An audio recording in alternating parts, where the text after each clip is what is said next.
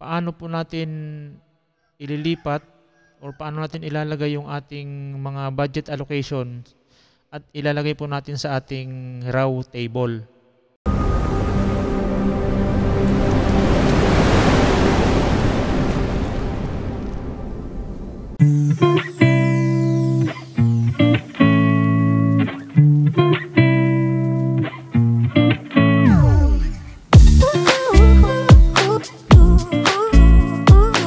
Hello partners, magandang araw ulit, no? So may bago na naman tayong video. Paano po natin ililipat or paano natin ilalagay yung ating mga budget allocation at ilalagay po natin sa ating raw table, no? So sa ngayon po, nag-start ulit yung ating bagong year 2024. So kailangan naman po natin mag-prepare ng mga raw table para po sa ating bagong mga budget allocations sa ating barangay. So, let's go po. Ito po yung ating raw, no? Raw table or yung ating raw document. So, ano po ibig sabihin ng raw? Record of Appropriations and Obligations or RAO. So, ito po yung ating raw mismo, no? So dito po ang una natin pag-uusapan ay para po sa ating regular appropriations or yung sa general fund. No, ito po, general fund. So kung makikita nyo po, ito po ay para sa general fund. Then sa ating regular appropriations. So okay. So kung makikita po natin dito, pwede nyo po i-download to, itong document na to, no? So kung once na meron na po kayo nito, lagyan nyo lang po ng inyong barangay, kung anong barangay po kayo. Then kung sino po ang inyong CCA or yung Chairman on Committee of Appropriations. Then, so lagyan nyo lang po kung para po sa anong calendar year. So for example, ito igagamitin natin sa calendar year 2024. So lalagyan niyo po ng 2024. Then kung anong municipality, anong province, or kung city man po kayo, no? So nandiyan naman po, lalagyan niyo na lang. Then dito po sa column na to, no? Kung makikita niyo po itong column na to, ito po ay para sa mga reference, no? References po 'yan. So dito po sa ito yung date. Ito lalagay ang mga dates. Then dito naman po ay para sa mga usually nilalagay po dyan ay mga disbursement voucher numbers, no?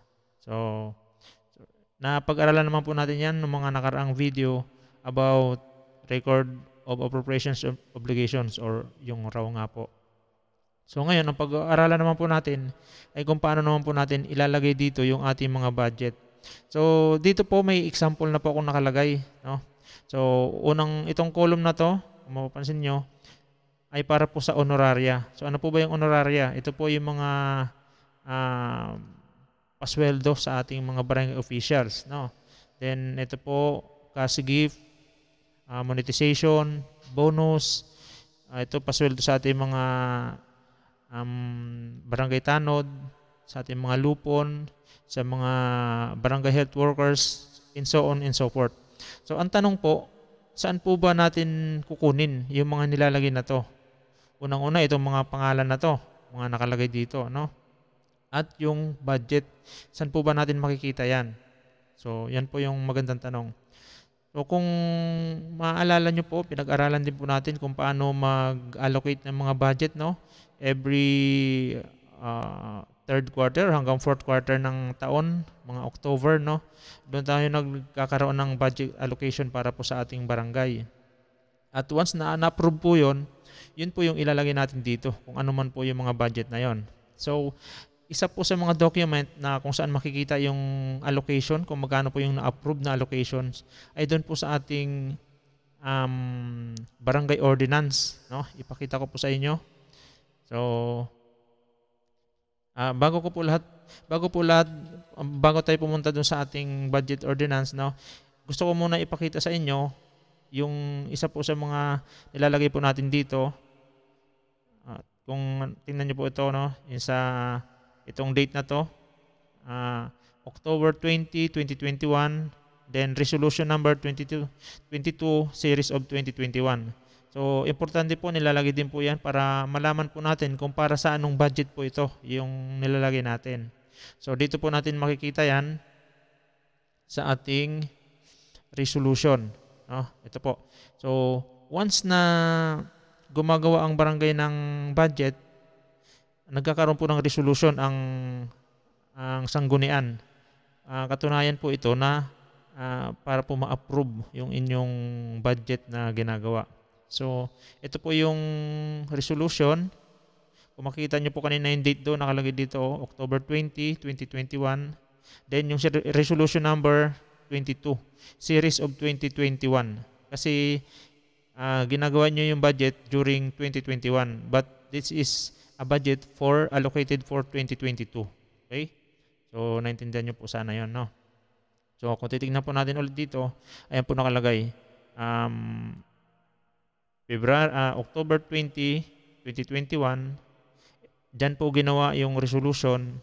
Then, resolution number 22, series of 2021. So, importante po yan. Okay? So, dumiretso po tayo sa ating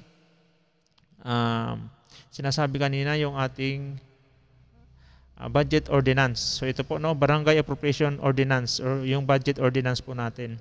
So dito po natin makikita yung mga allocations, yung mga allocated budget para sa mga iba't ibang paglalaanan sa mga yung tinatawag ditong PPA or project activities.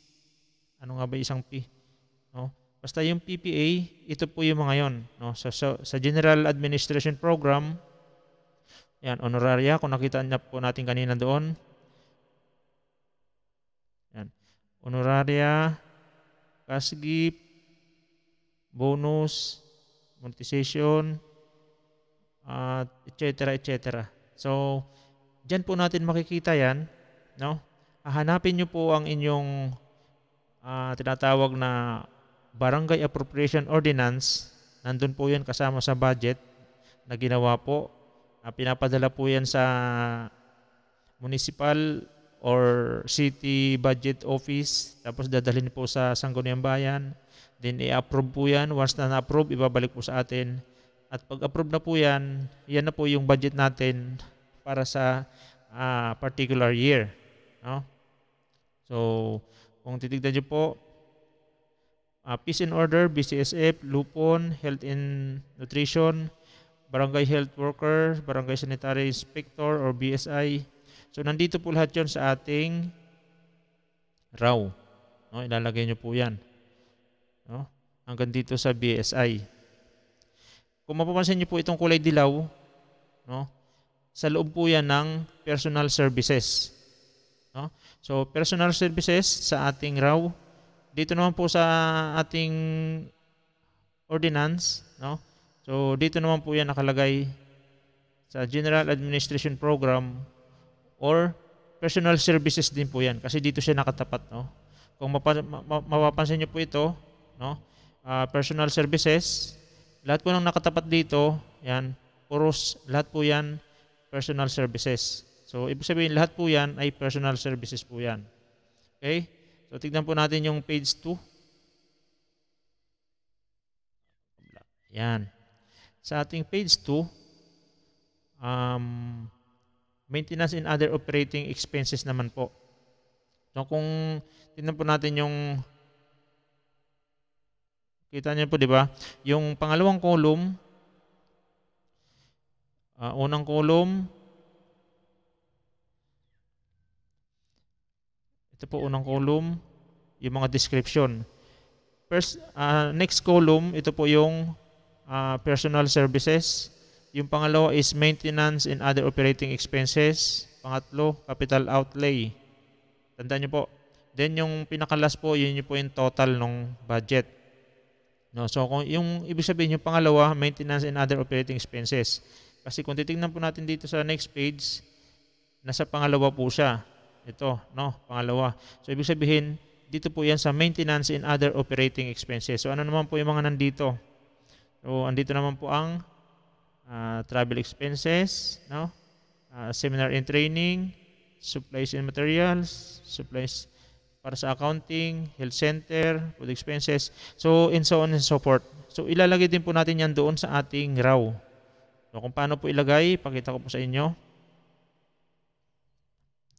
So ang next naman po itong green, ito naman po yung ating maintenance and other operating expenses. So ayan, nakalagay naman po dyan.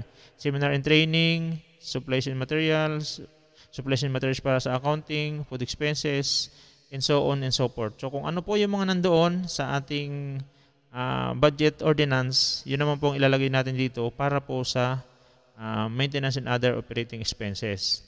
Para naman po sa financial expenses, ito po yung mga gastos para sa bangko, yung mga bank charges. So dyan po yan. Then capital outlay, kung may budget po tayo para sa capital outlay, makikita rin po yan doon sa ating budget ordinance. Okay? So balik po ulit tayo. So ipakita ko po sa inyo, ito po yung maintenance and other operating expenses. So hanggang dito po siya, no?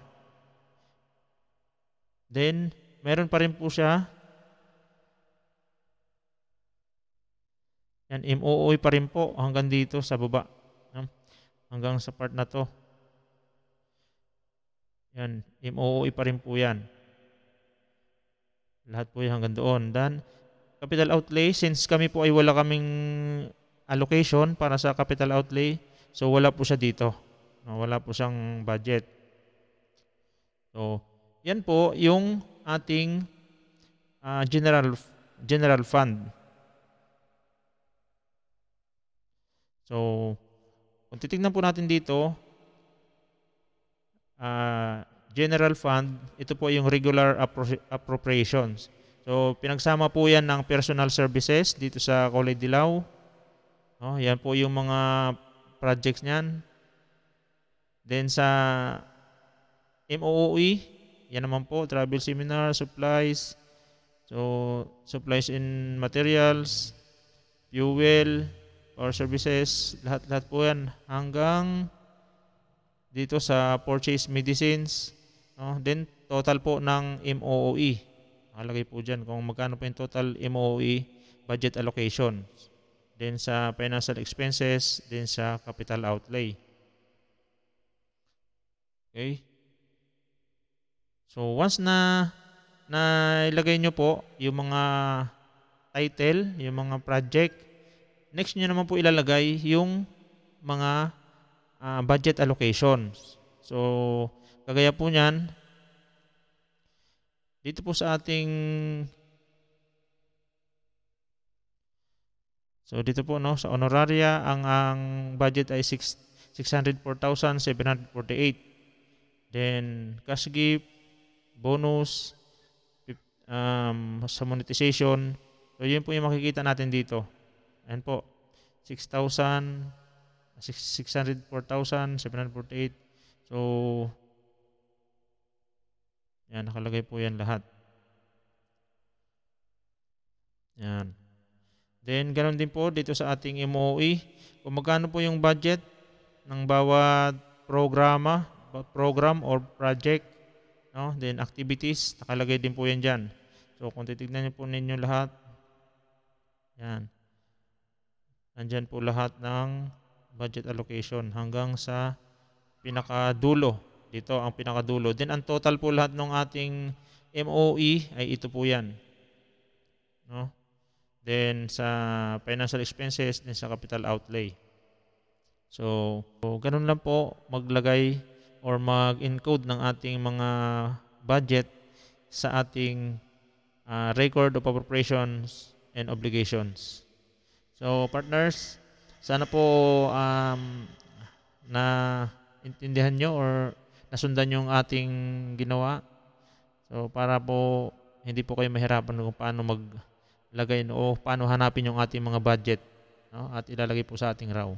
So partners, maraming salamat po and God bless.